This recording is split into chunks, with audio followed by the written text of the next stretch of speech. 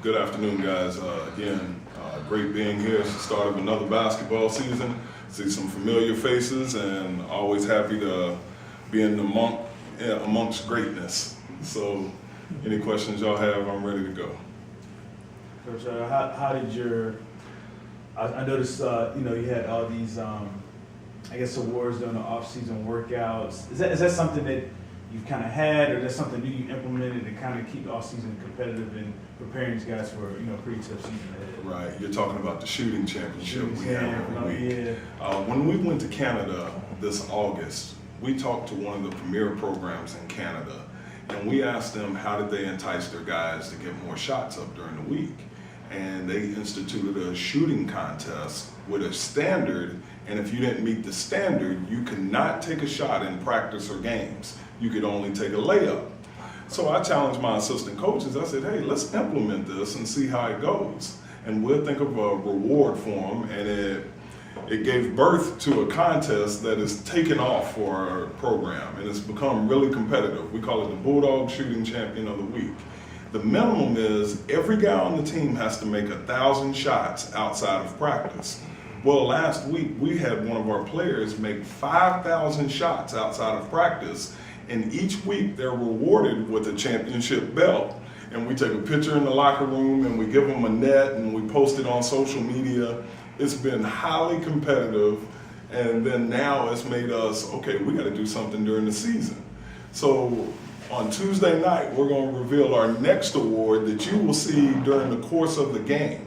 And I don't want to talk about it now. I want you guys to come cover it, and you're going to see this award, and you're going to say, man, these guys are trying. We're just trying to create excitement.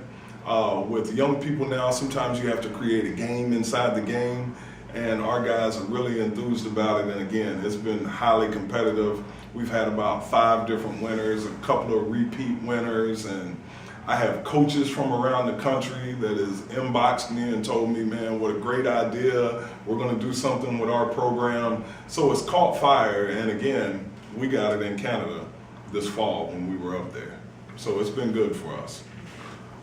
Coach, when you return a veteran front court, and I know the non-conference schedule is pretty tough.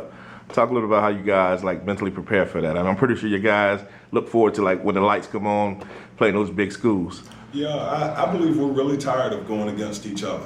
Now, a little different than any other year, we've actually had 4 exhibition games with this current team. We had 3 in Canada. We had an opportunity to play against Coastal Carolina. Yeah, it's 4. No, 5. Okay, and then we also had another closed scrimmage the other day. So this team is more prepared to start a season than any team that I've had since becoming the head coach here. I believe they're closer. We have a little bit more understanding of what we're trying to do. Like you said, a veteran front court led by Damani Applewhite. Damani has been phenomenal this fall. Many of our guys stayed the summer here. Again, that was a first for our program. We had about 8 or 9 guys here over the summer, so they were able to train both on the court and in the weight room. So we're a little bit bigger, tougher, and stronger than we've been in the past. I really look forward to the ball being tipped tomorrow, and our motto is really take it one game at a time. The tough November, December schedule, that's what we do.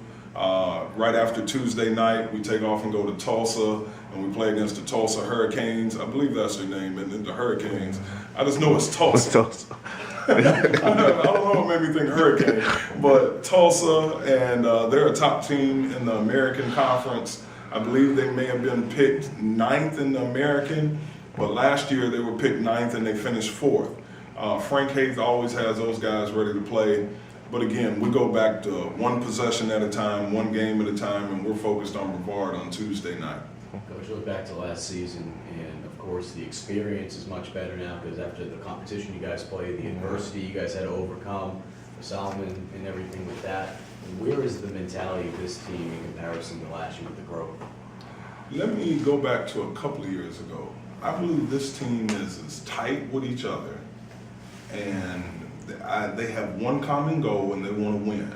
In our exhibition contest, they don't care who scores, they don't care who plays. And that is a combination that we as coaches hunt for. is an unselfish basketball team that will play hard every possession, and they don't care who gets it done as long as the job gets done. And I really like our basketball team because of that mental approach and the togetherness that they display. And I believe it will lead to us getting a few victories in November and December that people don't expect us to get. And I don't hesitate to say that because we want to win every game. We don't play these big schools and just accepting that we're going to lose those games. We're going to go in, we're going to be prepared. Coaches are already watching film for the next opponent. We're well prepared for Tuesday and everything that Brevard, may throw at us. And I really like this basketball team and their approach to handling their business every day. And like you said, you've been here. You guys go through that tough non-conference slate, I guess. Which would prove a marker of a development in your program? Would it be like maybe get an upset or two in a non-conference schedule, or doing really well during conference play, during MEAC play, and being one of those top teams? Well, as competitive as we are, we compete every game. Getting a few of those upsets would be nice. We know that in a one-bid league, it comes down to 4 days in March, but you also realize that who's the best team over 3 months, 3 or 4 months, really the course of the year. We want to win every game, okay? And then when we get to January, hopefully November and December has prepared us for conference play. I know we open up with North Carolina A&T January the 5th at home. Don't ask me why I know when the Aggies are coming to town, but that's a date that, it sticks out to me because it's the first conference game and it's actually at home. In our league, every coach wants to be ready to go that first conference game. You want to be healthy, both physically and mentally, and you're ready to go on that 16-game stretch to put yourself in position to have the best draw possible for our conference tournament.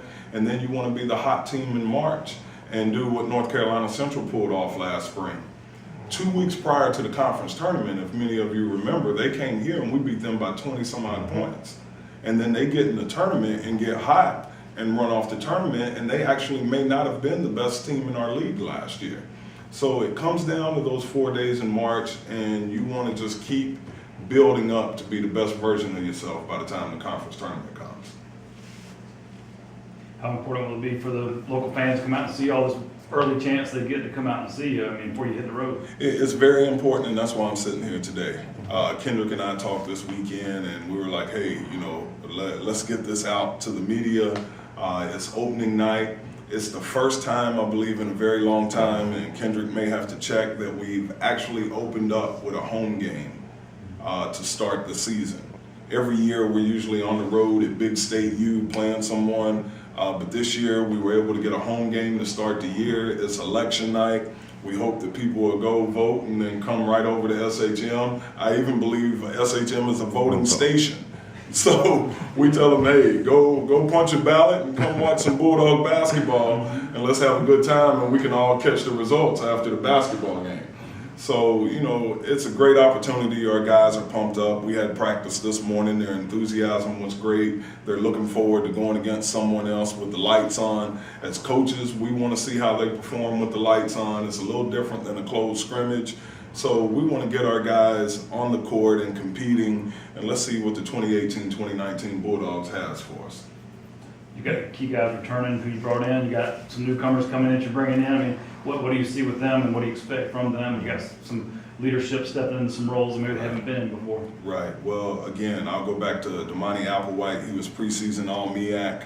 I'm not going to shy away that he will get his touches, and the ball will go through Damani. Janai Rayner-Powell is a senior point guard that's been in our program for 3 years now. He's probably had the best fall out of any player in our program. We got a couple of newcomers. Jamari Etienne was a junior college all-conference player that was here last year, but he sat out last year. He's in the fold. Ian Kynard, a young man from Clinton, South Carolina, that's probably started more games than Damani over the course of his career.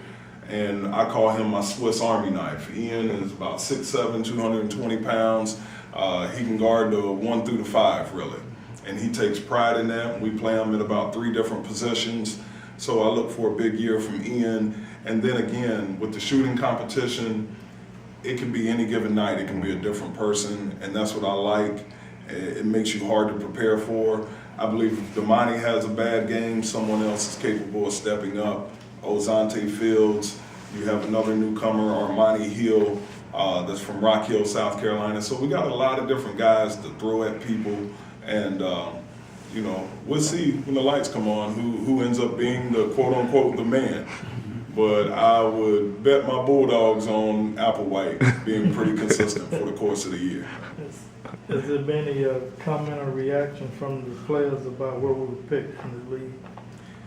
Absolutely. I'm glad you brought that up. You know, it was something when it came out. We have fought in this program, and I believe I stated this on social media. We've been picked first before, we've been picked last. And what I've realized as a coach, it matters where you finish, not where you're picked at the beginning of the year. Now, with young student athletes, they took that as an insult because many other teams picked ahead of us. You know, we beat them last year. And it's okay. And sometimes as a coach, you just look for motivation to fall in your lap. And all I had to do was just put that on the wall in the locker room, and they see it every day. And I say, are you going to practice like a 10th place team, or are you going to practice like a champion? And they've taken to it, and you know, they're motivated. They say they're putting that in the back of their head until conference time. You know, until conference time. And I asked them to just improve every possession. Every possession down the court, let's be the best that we can possibly be. And that's how we're handling that 10th place preseason order, whatever.